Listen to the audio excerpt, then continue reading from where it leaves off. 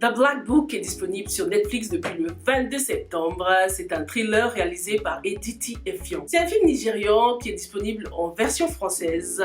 Il connaît un franc succès en ce moment les gars. Il est d'ailleurs classé #1 sur Netflix au niveau des films internationaux. Donc un sacré bon début. Du coup je l'ai regardé bien sûr et je suis là pour vous dire ce que j'en ai pensé. Partager mon point de vue avec vous. Attention, cette revue sera remplie de spoilers. The Black Book parle de Edima, incarné par l'acteur Richard Mofe Damijo. C'est un OG du cinéma nigérian, on le connaît tous. Il incarne le rôle d'un ex-soldat reconverti, il est aujourd'hui diacre, il est veuf et il habite seul avec son fils. Mais malheureusement, il perd son fils unique lors d'une bavure policière. Edima décide de tout faire pour se venger, ou plutôt de tout faire pour que justice soit faite. Il fait équipe avec Victoria, une journaliste qui enquête sur une organisation criminelle, et elle aussi elle va découvrir que non seulement la corruption est plus ancrée qu'elle ne le pensait dans ce pays, mais en plus cet homme avec qui elle fait équipe est à l'origine de la mort de sa mère. C'est Edima qui aurait tué sa mère. Plot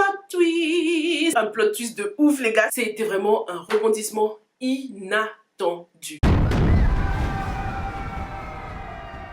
Bonjour à tous et bienvenue sur Ikiri TV, moi c'est Sylvia et sur cette chaîne je fais des revues et des analyses de films et séries afro, donc si c'est quelque chose qui t'intéresse, abonne-toi et active la cloche pour ne pas rater la prochaine revue. Grâce à ce plot twist de dingue, tout make sense dans la série en fait. On comprend du coup pourquoi ce personnage de Edima a décidé de se convertir en diacre, pourquoi il est devenu un homme religieux. On comprend qu'il a un espèce de conflit personnel avec lui-même, il a du mal à se pardonner ses péchés du passé, alors que dans son discours, lorsqu'il prêche, il dit à tout le monde que Dieu pardonne et efface nos péchés. Et pourtant, lorsqu'il perd son fils, il a l'impression que c'est Dieu qui le punit pour ses erreurs du passé, quoi. Donc il y a une espèce de conflit interne que j'ai adoré. Ce que je kiffe aussi, c'est sa relation avec Victoria, en tout cas avant que la vérité n'éclate.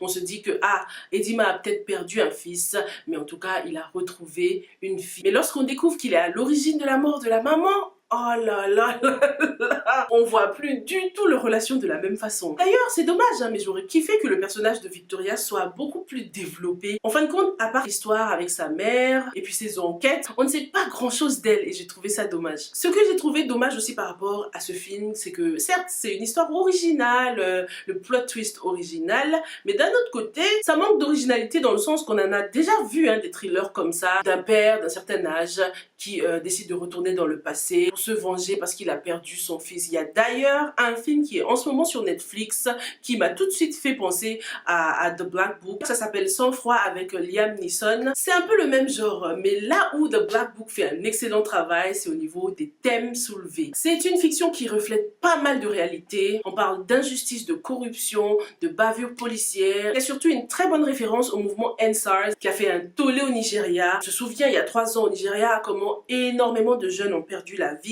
Ça m'a fait d'ailleurs tellement mal au cœur la façon dont le fils de Edima meurt.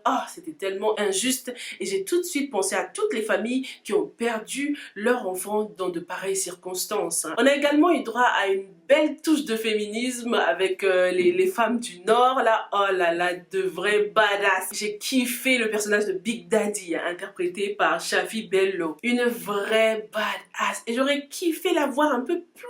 J'aurais kiffé que ce personnage soit beaucoup plus développé. Pareil pour le tueur à gages là. D'un coup on le voit exterminer du monde et du jour au lendemain on le voit mort et on ne sait même pas qu'il a éliminé alors que c'est un pro quoi, on peut pas l'éliminer aussi facilement. J'aurais kiffé voir un peu plus d'action, comment est-ce que tout s'est réellement passé. On a dû beaucoup jouer à la devinette en fait dans ce film. Au lieu de nous montrer les actions, le film nous a beaucoup dit. Et c'est l'une des choses qui me gêne le plus lorsque les projets cinématographiques s'amusent à nous tell au lieu de nous show. Show us the action. On veut voir l'action au lieu de nous dire. C'est le cas avec le personnage d'Edima. On nous dit que c'est l'homme le plus craint du pays.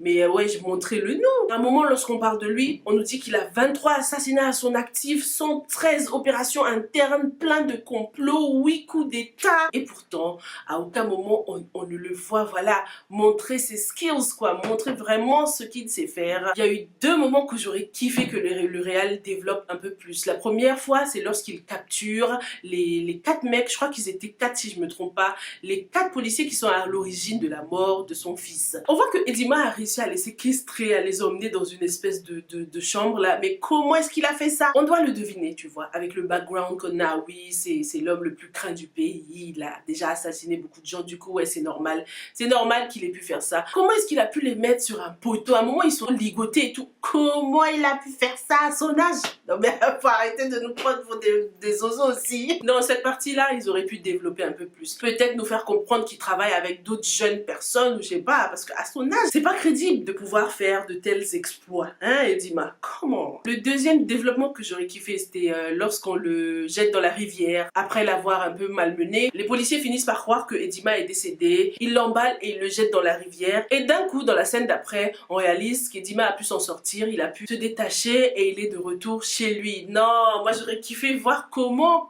est-ce qu'il s'est réveillé?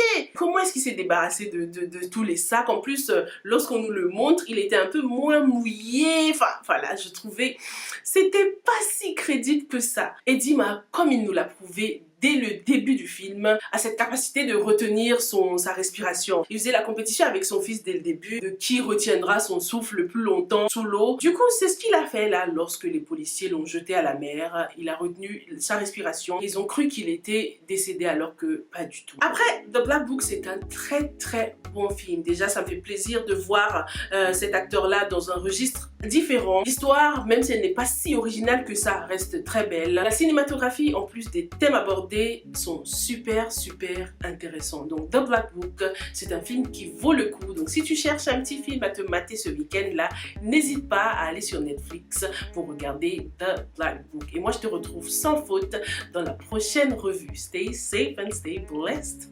Bye.